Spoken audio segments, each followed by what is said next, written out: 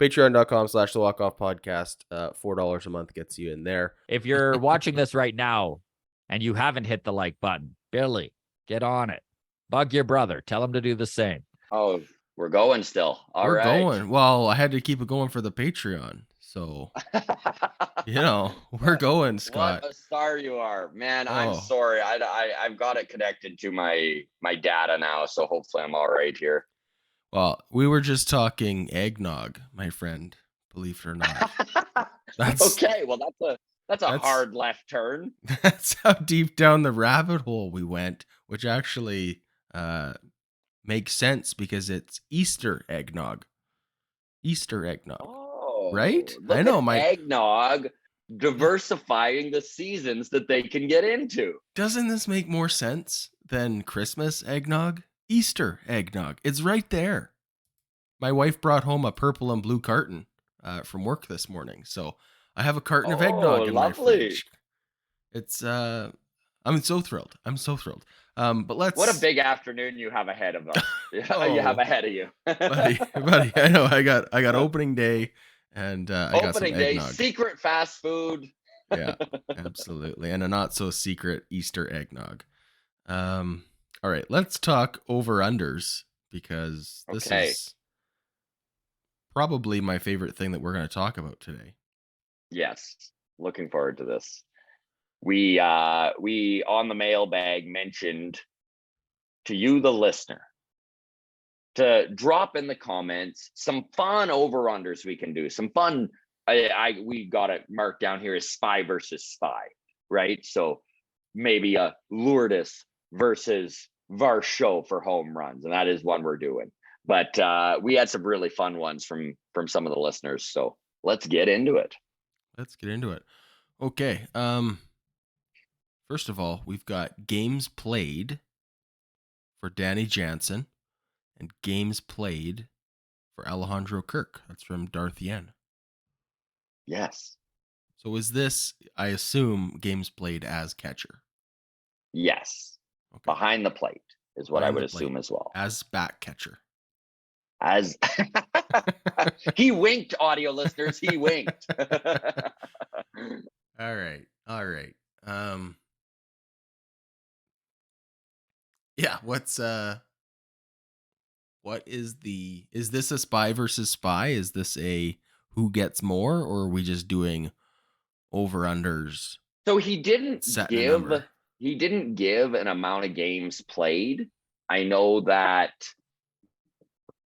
80 is probably, should we go 81 as the over-under?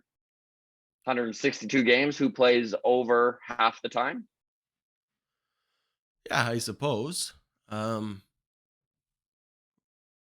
What's your call? I'm going to go with Danny Jansen over 81 games played behind the plate. Okay. And I'm going to go, obviously, with Alejandro Kirk, because there's only 162 games. I need to go under 81 behind the plate for him. Where are you at? I really want to give Danny Jansen the over here. Friend of the show, Danny Jansen. Only problem is the health concerns. 70 games at back catcher last year. 70. He winked again. No. 72 last year, 70 the year before. In 2020, he played 43 games at catcher. So out of 60, mind you.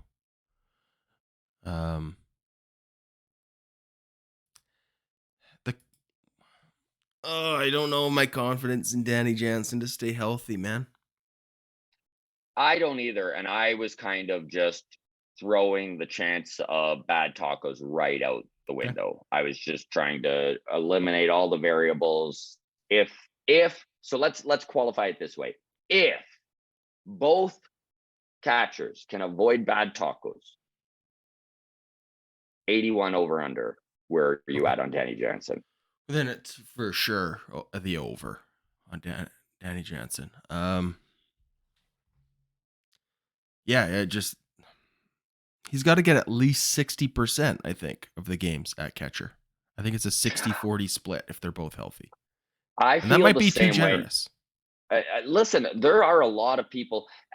I do wish to qualify how much I love Alejandro Kirk and think that he is a major cog in this machine that is the Toronto Blue Jays. And I think he's going to get his at bats. They're going to find ways to get him into the lineup. This prediction has nothing to do with a Danny versus Alejandro type of scenario, right? And I know a lot of people take it that way, and a lot of people are team Danny or team Kirk. You can really like both players.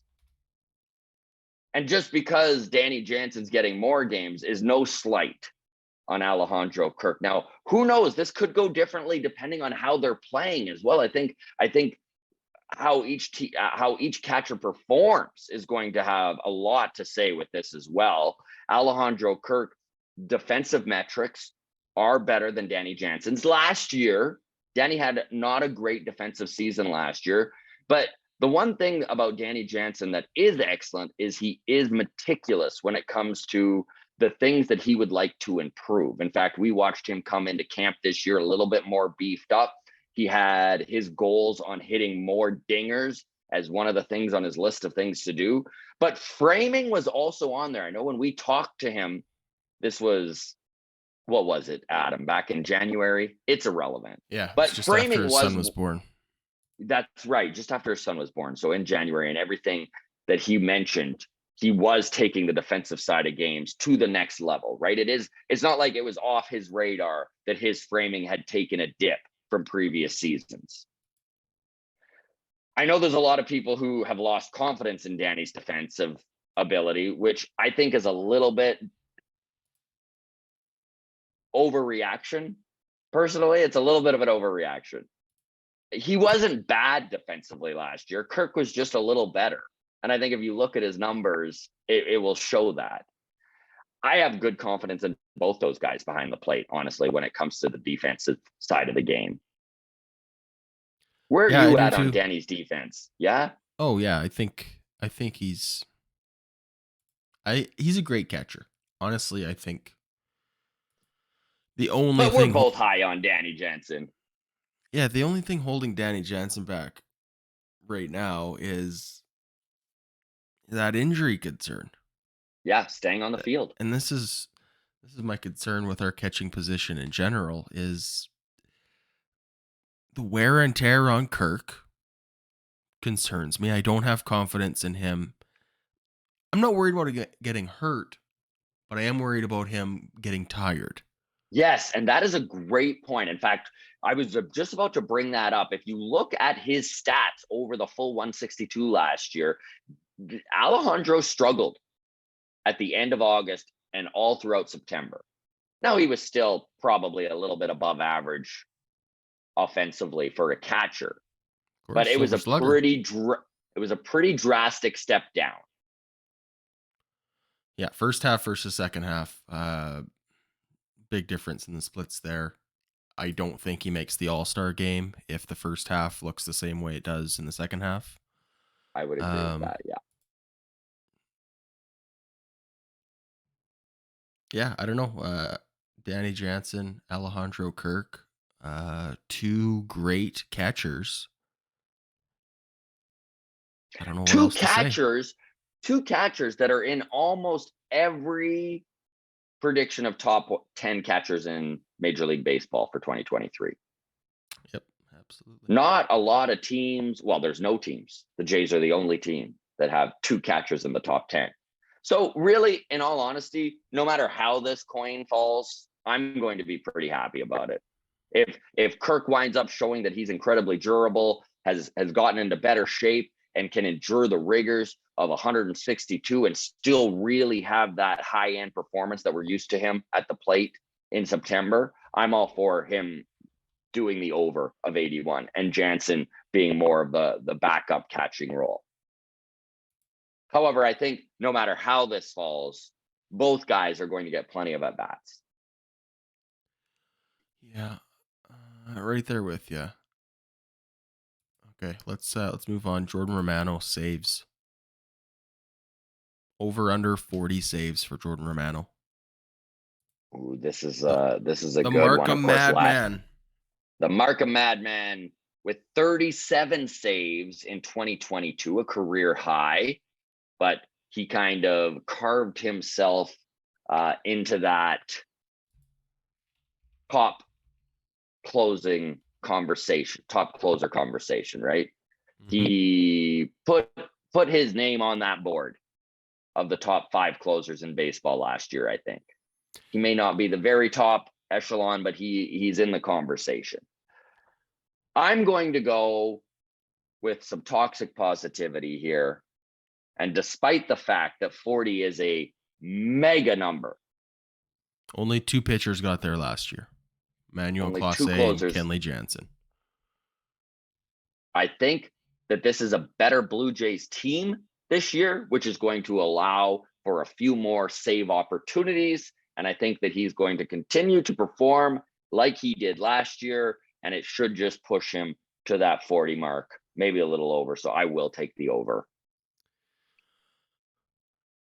I like it. I like your reasoning. I agree with you, but it's making me feel the opposite way. I think this is a better team, which I think leads to fewer save opportunities.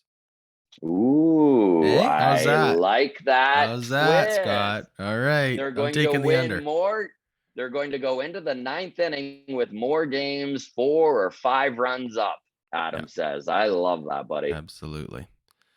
Okay, I'm taking the under there on Romano saves. Drop in the comments, by the way, what you folks think. Would love to hear from you. We've got a big mailbag planned for Tuesday as it's the start of the regular season. So I know our comments are going to be very bulky, if you will, and we'll get plenty of them. So feel free to drop yours in the comments and what you think on these over-unders.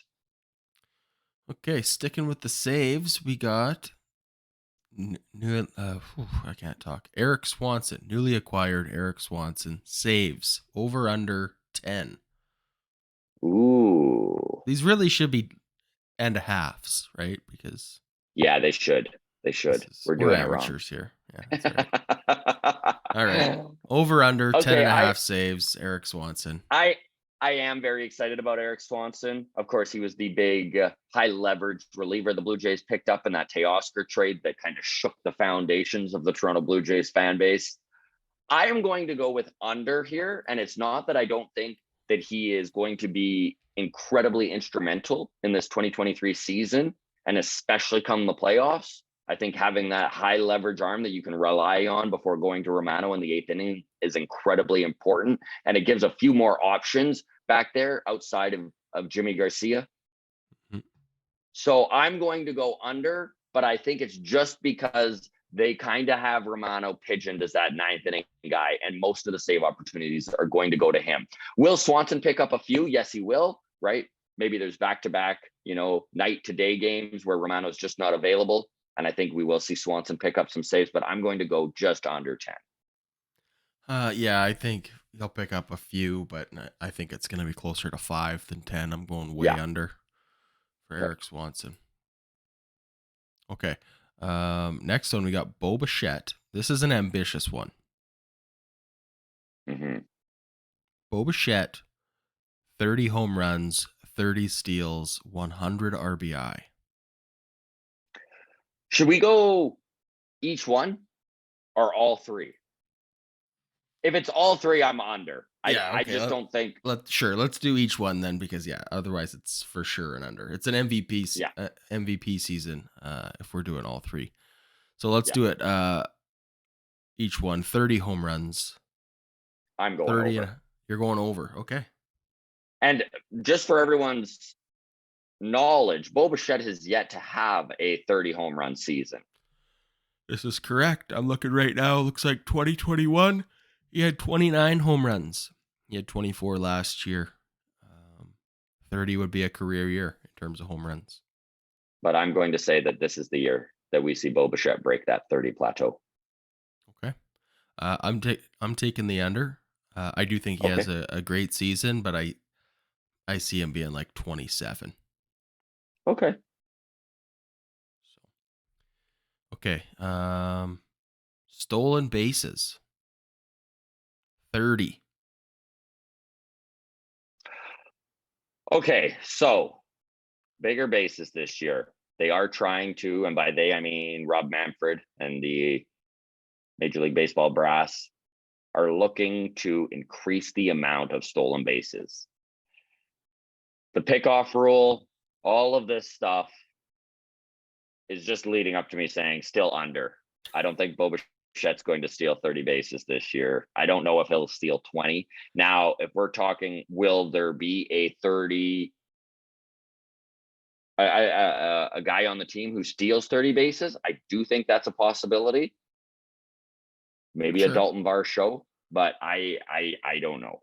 I don't think Bichette's that guy. I don't think so either. 30 is an ambitious number. Career high is 25 for Bo Bichette. He had 13 last year. He's got the speed, and I just don't think that's his focus. I don't think. Yeah. He's going to hit too many doubles, I think, this year. Also, another thing to keep in mind when it comes to Bo stealing is that he's hitting in front of Vladdy. Like, you do not wish to run into an out when you've got the type of hitter that is Vladimir Guerrero Jr. coming up. That's a great point, with Vladdy right behind him. So, Bo Bichette, stolen bases way under. 13 last year. I would say he might steal 20 this year. So, okay, he had 21 stolen base attempts last year. He was caught stealing 8 times. So, I mean, if you just say he doesn't get thrown out with the bigger bases, and I'd hear that argument. But I still think, I mean, the point you made with Vladdy behind him, I think he's... Yeah, I don't even think he gets 20. If he got 15 this year, I'd be kind of surprised. I wouldn't be surprised by 15, sorry. I think it'll be around 15. Like, if I'm John Schneider, I'm taking him aside and I'm saying, you do not have the green light. You check with us before you decide you're going to try and take second base. Absolutely. That being said, I do think some of the tertiary players are going to steal a lot. I do think this is going to be an aggressive ball team, but yes, maybe not so much in the stolen bases category, but maybe in the first to third and scoring from second. And yeah, I think there's going to be some aggressive base running that won't necessarily show up in the stolen base column. So there you go. Okay, RBIs, 100. I'm going to say over. Okay.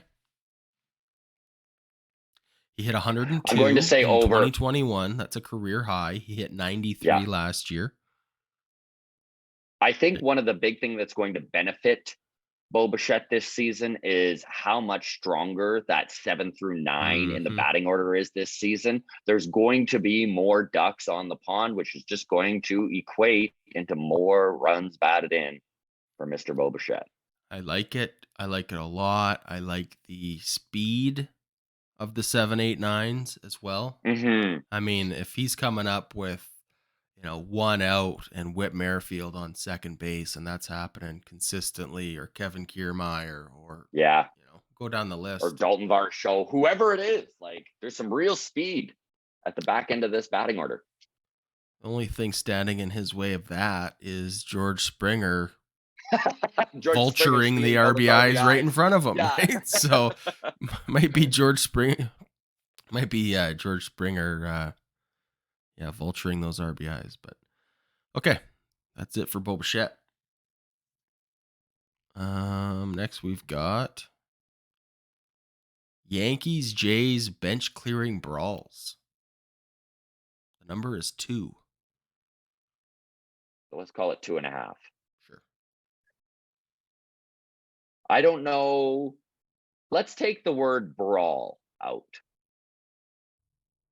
and just bench clearing. So what? A guy leaves the dugout and stands at the top step? Well, no.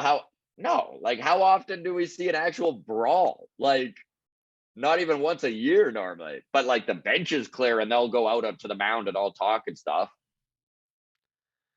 Well, this is all right. Fine. Yankees, Jays, bench clearing, loud talking. Okay. Chest We can into call chesting. it brawl if you want, but I Well, just can't. no, I'm doing a separate category afterwards for brawls, and Okay, we'll set the over under okay. at 0.5 if that's what we got to do. Okay. I like this. So let's go bench clearings, Yankees, Jays, 2.5. Listen, there is some smoke in this rivalry. We watched Garrett Cole get in the face a little bit of Alek Manoah. And then Alek Manoah said, well, if you wanted to come past that, I forget what the emblem on the field was, but he was basically like, well, cross the line then, see what happens.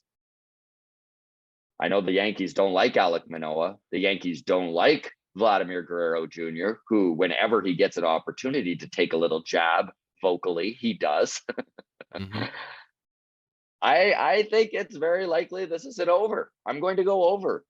That we'll see the Yankees and the Jays at least 3 times this season. Everyone on the field. Okay. Where are you? Yeah, it's I guess I'll take the over. Like if it's just bench clearing. Yeah, I'll take the over. I guess there's a lot of hatred between these two squads. Yeah, we'll take the over there. As far as brawls go, Over under 0.5. Will there be fisticuffs in the 2023 season versus Yanks Jays? boy, do I want to take the over. I'm Do I taking the under. I'm going under. I don't think it's going to happen. I think the risk of injury, I think how important these games are, I just can't see it happening. But who knows, man? When the ires are high and the anger is high, sometimes what's best for the team gets kind of thrown to the wayside. I want to see a full-on jersey pull, NHL style jersey pull. Yeah, I'll take the under. I mean, over under 0.5 brawls in the MLB this year. Yeah, You're probably taking the under, right? I'm probably taking the under. So it happens. I mean, we all know it happens. But we watched it with Seattle last year. Was it Seattle and the Angels? Yeah, but that might have been the only one. Yeah, I don't know. The only memorable real brawl. Okay, let's move on from there then. Bench clearings, 2.5 for taking the over. Okay, Dalton Varsho, the new kid in town, 25 home runs and bunt singles, 5. Okay. So let's go home runs first. Sure. So let's go 25.5.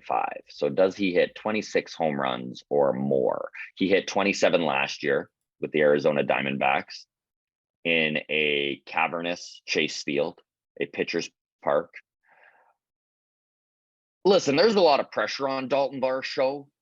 He was traded for some real fan favorites in Lourdes Gurriel Jr. and, of course, the top prospect in the Blue Jay system last year, Gabriel Moreno.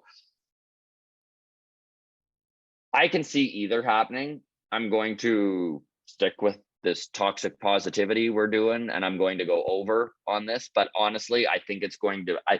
If the number was 20, I would say over confidently. But 25, we'll see. Especially with the fact that he's probably, and it depends where he winds up in the lineup. But if he is hitting, let's say 7th, like he's proposed to be lined up today, there's fewer at bats. But I will take the over. Yeah, I think.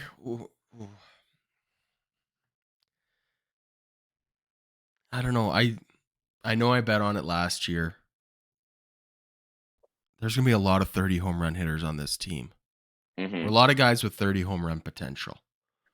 Right? When we go down the list, it's Springer. It's Bichette. It's Chapman. It's Dalton Varsho. It's Vladdy, obviously. Belt could be a 30 home run guy if he gets enough at bats out of the DH role. Yeah, Dalton Varsho. I'll take the over on that. Okay. 27, I think. I like it. Okay.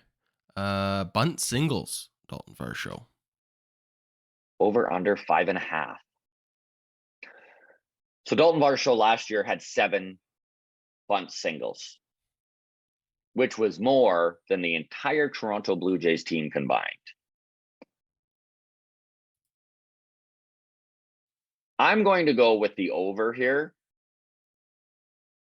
And I do think that it might be because Dalton Varsho, if you looked at his numbers last year, he was a hot and cold guy. When he was hot, he was hot. He was hitting dingers, putting up big numbers. But when he was cold, one of the things that he can do is lay down a bunt. Slump busters. Exactly. So I think he is going to pull off an over 5.5 on that. He's got speed. The guy has speed. All right. I like it. Dalton Varsho. Bunt singles. 5.5. I'm going to take the under. Okay. Which isn't a bad thought, Adam, because I mean, he is coming from a National League team to an American League team. The Jays have never been a team that have really utilized the bunt all that much. In fact, as fans, I think we can all attest to how frustrating sometimes it is watching somebody on this team be called to bunt and then just foul out on a Here's third. what I was going to say. Because we talk quite a bit about the fact that no one can bunt on this team. We talk about the platooning potential of Dalton Varsho when it's a lefty starting the game because he doesn't have the best lefty splits. I would say sacrifice bunts, Dalton Varsho. Over under 5.5. I might be tempted to take the over. The guy can bunt, and this is a huge hole in this Toronto Blue Jays skill set. In like an 8th inning, we got to manufacture runs in a tie game situation. Like I could see Dalton playing the Varsho Astros or the being Yankees, brought in to pinch hit and lays down a bunt just to get that runner over from second to third. You know, like I could see it. I can see it too, buddy. I don't know if I would take the over on 5.5 for bunt sacrifice bunts, but it's ambitious. But we're going to see it. We're going to see it. Blue Jays successful sacrifice bunts. Over or under 5.5. I take the over on that, right? I'm taking over on that. Okay. And most of them might be from Dalton Varsho. That's where I kind of feel like, yeah. So, okay. Let's talk spy versus spy here now. We got Schneider versus Walker. Times tossed this year. So we had to look this up. We had to look this up beforehand, before we started recording here. League average is like 3 ejections per team a season, right? Correct. So who do you think gets tossed more? It'll be John Schneider. I mean, last year Pete Walker was tossed because he is very vocal when his pitchers are taking bad calls from the umpire. However, I think that John Schneider, like when Pete Walker was tossed, Charlie Montoyo was the manager. Mm-hmm. I think John Schneider is a little bit more hot-headed. I think John Schneider is a little bit more vocal than Charlie was and a little more prepared to get out there and get in the face of some umpires if he thinks that it's going to strategically benefit the team to go to bat for them at that moment. So I pick John Schneider as being tossed, and I think it's not even going to be close. Yeah, I'm with you there. Yeah, I think we hit a well over 3 ejections this year for John Schneider. Above league average ejections, I'll say. Okay. Okay, next we've got Error Watch. This is Volpe versus Bichette. So the new rookie in New York. So Anthony Volpe, highly touted. He has been at the top of Baseball America's top 100 prospects for a couple of years now. Most Yankees fans have been salivating over this kid for a couple of years now. I know that there was a lot of IKF bashing as a Kanea Falafel, who was their Isa Kanea Falafa, I think falafel. I always think of him as the falafel man. I know it's not pronounced that way, but it looks like it. But anyways, irrelevant. IKF got a lot of heat last year, and a lot of it had to do with the fact that he was just an average shortstop, and they had this stud in the minors, and Yankees fans were getting impatient. Listen, Jays fans, we have watched the growing pains of a developing young shortstop over the last 3 or 4 years. It has been frustrating. And obviously, every player is different. However, there is going to be some growing pains at shortstop as a major leaguer for Anthony Volpe. There's just going to be. Mm-hmm. And I know that Adam and I have already talked about, we both feel as if this is the year that Bo Bichette truly does take a step forward defensively. I'm not saying he's going to be a Gold Glover. I'm not saying that he's going to be considered a top 10 shortstop defensive in the league, but I do think he's going to be an average shortstop this year. I don't think that the error numbers are going to be quite as eye-popping, and I don't think that we're going to see quite the amount of frustration from the fan base with him this year. I think that the elimination of the shift and him needing to stay in his area is going to help him. And I also believe that as he has gotten older and just with more experience, isn't going to rush some of these throws that he has in the past. That is the dream anyways. So I am going to take that Anthony Volpe winds up with more errors than Bo Bichette this season as a rookie shortstop. First time for a full season in the major leagues. Yeah, I'm with you. Bo Bichette, 7 errors in his rookie season, played 42 games. In 2020, had 3 errors. Yeah, he looked good in 2020. The short 60 games, but still. 2021, he had 24 errors. 2022, he had 23 errors. So that was last season. Over under 20 and a half errors for Bo Bichette this year. Under? Yeah, me too.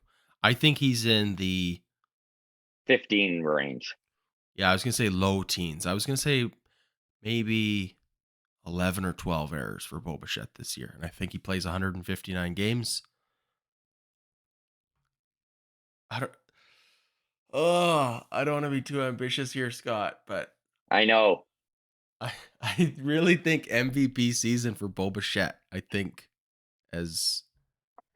I really believe that this is the year that Bo Bichette becomes a top 10 player in Major League Baseball. And so if we're going to state stuff like that, then I think it's safe to say he has to defensively be between that 10 to 15 error range. He has to be.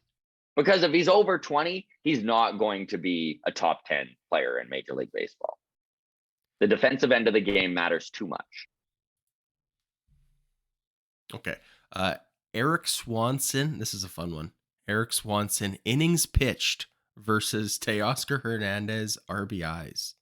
Ooh. Yeah. Now, by chance, can you quickly pull up how many RBIs Teoscar had last year and how many innings pitched Eric Swanson had?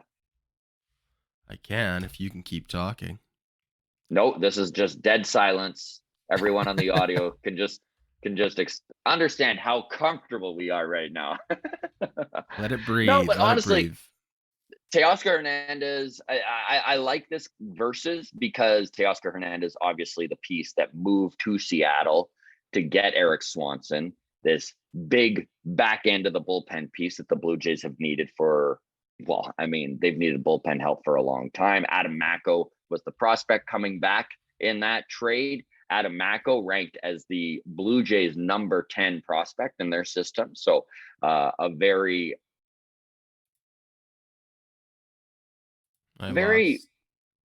a very viable prospect to keep an eye on, right? Like he's a guy that the development system within the organization in Toronto is excited about. And he was a dude that they really wished in the system for a couple of years. So they had their eyes on him. And I think that when they went to I think he's who swayed the deal. Okay, so we got stats pulled up here. Erik Swanson, career high, 58 innings pitched in 2019. Right. 53 last season. Teoscar, 77 RBIs last season.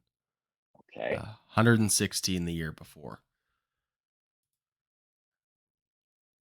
I got to go with Teoscar on this one. Yeah, it's not a very fair comparison here, I think. I do think that we are going to see more innings out of Erik Swanson than he has. I think he will have a career high this year. I think he will break that 60 inning plateau. I do believe that he is going to be one of the go-to guys for John Schneider and Pete Walker when it comes to high leverage situations.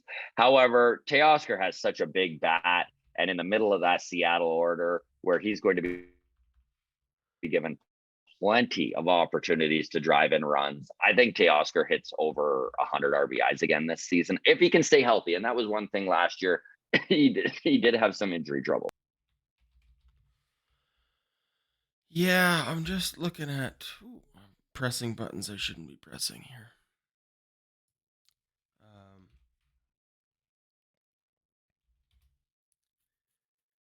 It's such a low watermark.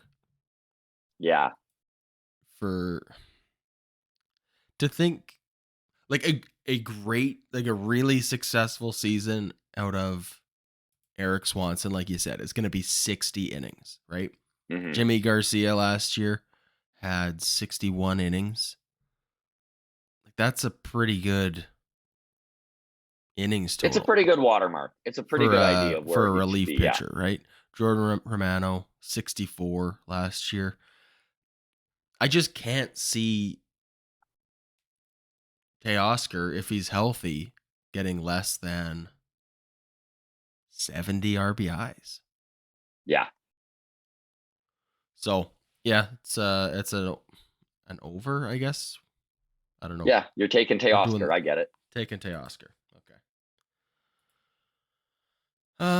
Okay. Now we've got Lourdes home runs versus Dalton Varsho home runs. This is an interesting one. Because Lourdes has never been one that power has been one of his main tools. Now, 2021, unless the bases are loaded. Unless the bases are loaded, and look out. Probably just walk them and take the one run. So last year, Lourdes really took a step back when it came to his home runs. Now, his average was much better. He was getting way more contact, hitting singles, getting on base. His on base percentage was better. However, if you go back to 2021, I think he had 21 home runs. 21 home runs in 141 games for Lourdes Gurriel Jr. Yes. So Lourdes does have some power. He has been a 20 home run hitter in the past. Hey, in the COVID shortened season, through 57 games, he had 11 home runs. So Lourdes can go deep. You know, that's a 30 home run pace that he had in the shortened 2020 season. Now, Lourdes's big thing is he is hot and cold, but so is Dalton Varsho. So we need to get used to the cold spells that Dalton Varsho is going to have throughout this season. I just think that Dalton Varsho is going to win this one. I think that he just has more natural power than Lourdes does. Lourdes is going to have a much better batting average, but I think when it just comes to home run versus home run, yeah, I go with Varsho on that. Yeah, I do as well. It's not even close, in my opinion. I really think that by the end of the season, I mean, This is such a weird trade comparison to just compare Yeah. Lourdes and Varsho. You're really discounting the fact that, oh yeah, Gabriel Moreno was like probably the real The real reason that, piece in yeah, that trade.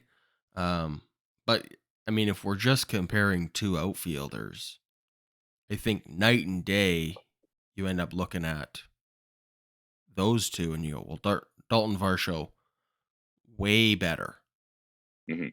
offensively, and for sure and for defensively. sure defensively, yeah.